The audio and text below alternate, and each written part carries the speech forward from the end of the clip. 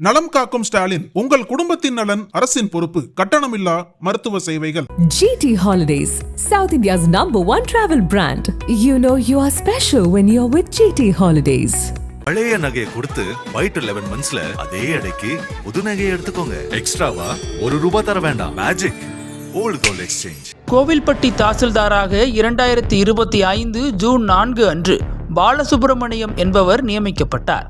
வாரிசு அடிப்படையில் டைபிஸ்டாக வருவாய்த்துறையில் பணியில் சேர்ந்த இவர் கழுகுமலையில் வருவாய் ஆய்வாளராகவும், எட்டயபுரம் மற்றும் விளாத்திக்குளம் தாலுகாக்களில் மண்டல துணை தாசில்தாராகவும், கோவில்பட்டி தாலுகா அலுவலகத்தில் தலைமையிடத்து துணை தாசில்தாராகவும் பணியாற்றியுள்ளார். இந்த காலகட்டத்தில் மனுக்கள் மீது நடவடிக்கை எடுப்பதில் பாரபட்சம் காட்டுவது, மந்தமாக செயல்படுவது, பொதுமக்களிடம் விவரங்கள் கேட்கும்போது அதிகார ஆணவத்துடன் பேசுவது, சக ஊழியர்களை மன உளைச்சலுக்கு ஆளாக்குவது என பல புகார்களில் சிக்கியுள்ளார். இந்த நிலையில் எட்டயாபுரம் தாலுகாவில் வேம்பூர் சிப்காட் நிலையடப்பு தாசில்தாராக இருந்த பாலசுப்ரமணியம் பணிமாற்றம் செய்யப்பட்டு கோவில்பட்டி தாசில்தாராக உத்தரவு வெளியானது. இதற்கு சமூக செயற்பாட்டாளர்கள் உள்ளிட்ட பலரும் கடுமையான அதிருப்தியை வெளிப்படுத்தியிருந்தனர். சாதி மறுப்பு திருமணம் செய்து கொண்ட வனஜா என்ற பெண் தனது பிள்ளைக்கு சாதி சான்றிதழ் வாங்க வந்த போது தாசில்தார் பாலசுப்ரமணி, கலப்பு திருமணம் செஞ்சிருக்க, உனக்கு வெட்கமா இல்லையா? அதுவும் தாழ்ந்த சாதியை சேர்ந்தவரை திருமணம் செய்திருக்க, உன் கணவர் சாதியில் குழந்தைகளுக்கு சான்றிதழ் தரமாட்டேன், வேணும்னா உன் சாதியில் சர்டிஃபிகேட் தரேன் என அவமதிக்கும் வகையில் பேசி சமீபத்தில் சர்ச்சையில் சிக்கியவர். இதைத் தொடர்ந்து தாசில்தார் பாலசுப்ரமணியத்தை கண்டித்து வனஜா தனது கணவரோடு சப் கலெக்டர் அலுவலகத்தில் போராட்டத்தில் ஈடுபட்டார் என்பதும் குறிப்பிடத்தக்கது. இந்த நிலையில் மார்க்சிஸ்ட் கம்யூனிஸ்ட் கட்சி சார்பில் கோவில்பட்டி நகரெங்கும் ஒட்டப்பட்டுள்ள போஸ்டர்களில் வருவாய்த்துறையே சர்வேயர்களிடம் மாதம் 5 லட்சம் கப்பம் கேட்கும் கோவில்பட்டி தாசில்தார் பாலசுப்ரமணியம் மீது உரிய நடவடிக்கை எடு என எச்சரிக்கை விடுத்திருந்தனர்.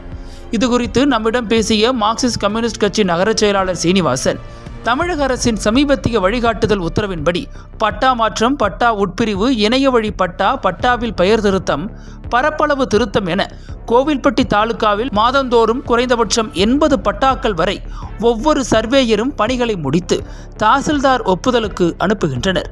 கோவில்பட்டி தாலுகாவில் 11 சர்வேயர்கள் உள்ளனர். சராசரியாக ஒவ்வொரு சர்வேயரும் 50 முதல் 60 பட்டாக்கள் வரை மாதந்தோறும் 500 முதல் 600 பட்டாக்கள் என தாசில்தார் ஒப்புதலுக்கு அனுப்புகின்றனர். இவர்களிடம் ஒரு பட்டாவுக்கு தலா 1000 வீதம் 500 பட்டாக்களுக்கு மாதந்தோறும் 5 லட்சம் ரூபாய் தர வேண்டும். அப்போதுதான் அந்த பட்டாக்கள் கையெழுத்திட்டு ஒப்புதல் வழங்கப்படும் என கராராக வசூலில் ஈடுபடுகிறாராம். பணம் தர மறுக்கும் சர்வேயர்களின் மூலம் வரப்படும் பட்டாக்களை ஒப்புதல் அளிக்காமல் கிடப்பில் போட்டு விடுகிறார். பணம் இருந்தால் மட்டுமே கோப்பு நகர்கிறது. இதனால் சாதாரண மக்கள் பட்டா பெற முடியாமல் பெரிதும் பாதிக்கப்படுகின்றனர். தமிழக அரசுக்கும் கெட்ட பெயர் ஏற்படுகிறது. அரசின் திட்டங்கள் எந்தவித தடையுமின்றி மக்களுக்கு சென்றடைய நடவடிக்கை எடுக்கப்படும் என மாவட்ட நிர்வாகம் தெரிவிக்கிறது. கோவில்பட்டி தாசில்தார் பாலசுப்ரமணியம் குறித்து ஆதாரபூர்வமாக புகார் தெரிவித்தும் எந்தவித நடவடிக்கையும் இதுவரை இல்லை.